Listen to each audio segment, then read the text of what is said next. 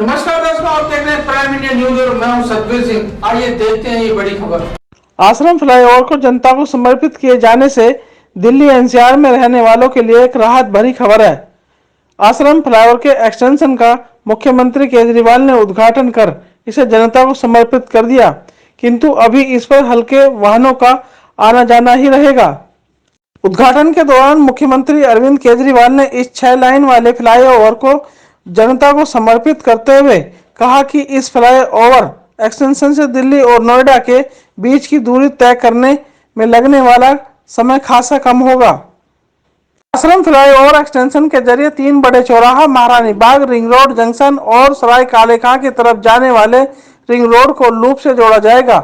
1.4 kilometre लंबे extension पर काम 2020 में शुरू हुआ था। केजरीवाल ने बताया कि प्रोजेक्ट में कई अड़चनें भी आई। कोविड लॉकडाउन रहा, वायु प्रदूषण बढ़ने पर कंस्ट्रक्शन को रोकना पड़ा और कभी मैन पावर लॉस हुआ। इस फ्लाईओवर की मांग निकट सनलाइट कॉलोनी आरडब्ल्यू द्वारा काफी लंबे समय से की जा रही थी। आकर आरडब्ल्यू ने अरविंद केजरीवाल को धन्यवाद दिया। इस अवसर पर अरविंद केजरीवाल ने पत्रकारों के सवालों का जवाब देते हुए क्या कुछ कहा, आइए देखते हैं। दिल्ली से हमारे विशेष संवाददाता ब्रजभूषण मेहरा की ये रिपोर्ट। सभी भाइयों, बहनों, माताओं, बुजुर्गों, बच्चों, आप सब लोगों को मेरा नमस्कार, सबको मेरा प्रणाम। आज बहुत खुशी का दिन है कि इस आश्रम फ्लाईओवर एक्सटेंशन का उद्घाटन किया जा रहा है और ये जनता के लिए खोला जा रहा है। आश्रम फ्लाईओवर से डीएनडी तक का ये एक्सटेंशन, जो अब पहले घंटों घंटों तक इतने लंबे लंबे ट्रैफिक जैम होते थे, खासकर सुबह और शाम को ऑफिस आवर्स में, अब लोगों को इससे निजात मिलेगी। और जैसा अभी इंजीनियर साहब ने बताया कि 3 रेड लाइट से फ्री हो जाएंगे और एक तरह से अब नोएडा से ऑल इंडिया मेडिकल तक बिना रेड लाइट के आप फर्राटे से वहां पहुंच सकते हैं। तो दिल्ली के लोगों को मैं बहुत बहुत बधाई देना चाहता हूं। लोगों को थोड़ी तकलीफ तो हुई इस दौरान, क्योंकि काफ़ी आज जब ये कंस्ट्रक्शन चल रहा था तो ट्रैफिक की काफ़ी प्रॉब्लम हो रही थी, लेकिन जब भी कोई अच्छा काम होता है थोड़ी तकलीफ तो उठानी पड़ती है। उस जो तकलीफ हुई लोगों को उसका मुझे खेद है, और लेकिन अब मैं समझता हूँ कि इससे लोगों को काफ़ी फ़ायदा होगा।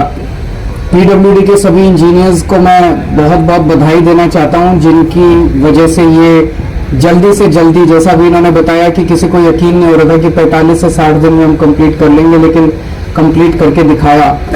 अभी 2-4 छोटी छोटी चीज़ें बाकी हैं। जैसा बताया गया कि हाई टेंशन वायर एक है, तो कुछ दिन तक अभी इस पे लाइट व्हीकल्स चलेंगे। जब वो हाई टेंशन वायर हटा दी जाए, वो उसका वो हो जाएगा, तो दूसरे व्हीकल्स को भी अनुमति दे दी जाएगी। ये 1425 मीटर लंबा फ्लाईओवर है।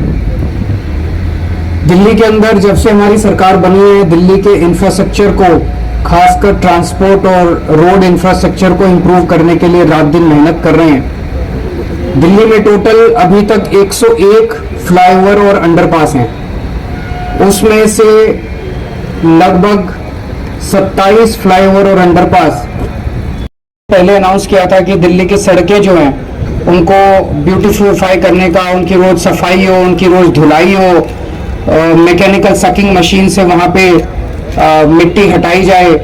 ये सारी चीज़ें पाइपलाइन में हैं और ये जल्दी इनकी शुरुआत होगी कि पूरी दिल्ली की, कम से कम पहले फेज में हम दिल्ली की जो पीडब्ल्यूडी की रोड्स हैं, 60 फुट से चौड़ी सड़कें जितनी हैं, लगभग 1480 किलोमीटर, उनको हम पहले फेज में उनकी सफाई का काम करेंगे। और ब्यूटिफिकेशन का आप देखेंगे आजकल पूरी दिल्ली में जब आप घूमते हैं, कई जगह वैसी हो गई है जहाँ पे दिल्ली की सड़कें बहुत सुंदर दिखने लग गई हैं। कई जगह फूल पत्तियां दिख रही हैं, कई जगह अच्छी अच्छी लाइट्स दिख रही हैं। रात को अगर आप एक राउंड लें तो कई जगह काम शुरू हो गया है। अब इसको पूरी दिल्ली के अंदर अपने को दिल्ली को सुंदर बनाना है, दिल्ली की सड़कों को सुंदर बनाना है। जैसे जैसे समय बीतेगा आप देखेंगे और भी कई नई नई सड़कें जो हैं वो खूबसूरत होती जाएंगी, उनकी साफ सफाई का ख्याल रखा जाएगा। अगर मीडिया के कोई 1-2 क्वेश्चन है तो इससे कुछ अलग सवाल है, इसी से पूछ लो आज, बाकी तो मैं आपसे लोगों से मिलता ही रहता हूँ। तो राबड़ी देवी के घर पे छापा चल रहा है, सीबीआई का बताया जा रहा है, वो गलत है। इस तरह से सभी विपक्ष के लोगों के ऊपर छापे मारना, उनको प्रताड़ित करना सही नहीं है। सर, कल ही आप लोगों ने चिट्ठी लिखी थी कम से कम 8 से 9 विपक्ष के नेताओं ने, उसके बाद आज छापा, क्या उससे जोड़कर दिख रहे हैं इस मामले को? उससे जोड़ के भी हो सकता है, क्योंकि जिस तरह से मैंने कल इसके ऊपर बोला भी था कि जिस तरह से ये ट्रेंड बनता जा रहा है कि विपक्ष के जितने भी राज्य हैं उन राज्यों में काम नहीं करने दिया जाएगा, तो या तो उन राज्यों के अंदर ईडी सीबीआई छोड़ के उन विपक्षी दलों के राज्यों के अंदर उनको तंग किया जाता है, या गवर्नर के जरिए उन लोगों को तंग किया जाता है। तो इस तरह से ये ठीक नहीं है, क्योंकि जनतंत्र तो तभी चलेगा, देश तो तभी आगे बढ़ेगा जब सारे मिलके काम करेंगे।